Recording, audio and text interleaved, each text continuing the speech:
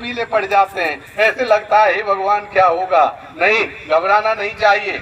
एक बार मैं अखबार पढ़ रहा था, उसमें मैंने किसी राइटर की, किसी लेखक की, पोइट की 4 लाइन पढ़ी और वो पंक्तियां मैं पूरे देश में पहुंचा रहा हूं। उन्होंने कहा घबराना नहीं चाहिए जब परेशानी आ जाए। अरे बांसुरी को देखो, बांसुरी के सीने में कितने छेद होते हैं, लेकिन वो घबराती नहीं है और जब बोलती है तो बड़ा अच्छा बोलती है। तो उसमें लिखा था कि इम्तिहानों से न हरगिज जी चुराना चाहिए, बल्कि ऐसे में स्वयं को आजमाना चाहिए और बांसुरी की जिंदगी से सीख ले ये जिंदगी, जख्म सीने में भले हो स्वर सजाना चाहिए, स्वर सजाना चाहिए।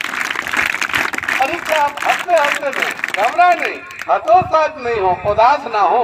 एकलव्य का नाम तो आपने जरूर सुना होगा।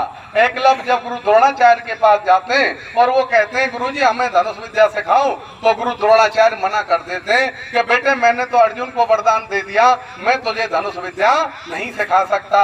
लेकिन एकलव्य के पास एक बड़ी चीज थी, गुरु भक्ति थी। वो गुरुओं का आदर करता था। उसने कहा गुरुजी कोई बात नहीं, आपने अर्जुन को वरदान दे दिया, इससे मेरे पे कोई फर्क नहीं पड़ता।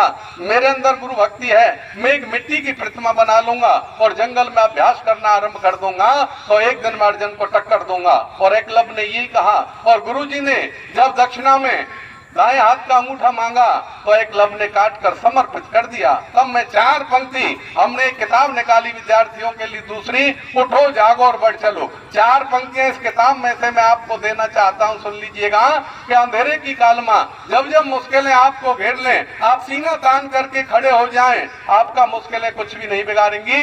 भाई विकेश बेनीवाल जी ने गजब की 4 लाइन लिखी इस किताब में कि भाई एकलव्य जब गुरु द्रोणाचार्य के पास जाता है तब वो 4 पंक्तियां काम आती हैं कि अंधेरे की कालमा उजाले से ज्यादा सिखाती है, और जो मुश्किलों में भी हिम्मत नहीं हारते जिंदगी उन पर मुस्कुराती है, और हल्की सी खरोचों से डरने वालों को कभी कुछ नहीं मिलता, जो काट कर देते हैं अंगूठा जिंदगी उन्हें तीरंदाज बनाती है, जिंदगी उन्हें तीरंदाज बनाती है।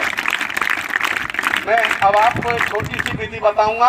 आप अपने किताब का चैप्टर खोलें, उसे पढ़ लें और एक बार में उत्तर याद हो जाएंगे। ऐसे हो जाएंगे आप जीवन में भी नहीं भूल पाएंगे। क्या ऐसा तरीका विद्यार्थियों आप सीखना चाहते हैं?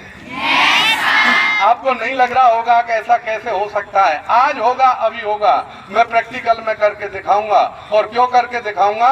कुछ बच्चों को निराशा हो जाती है कि परमात्मा जब बुद्धि बांट रहे थे मैं तो सो रहा था, मैं तो सो रही थी, हे भगवान मेरे हिस्से में बुद्धि नहीं आई।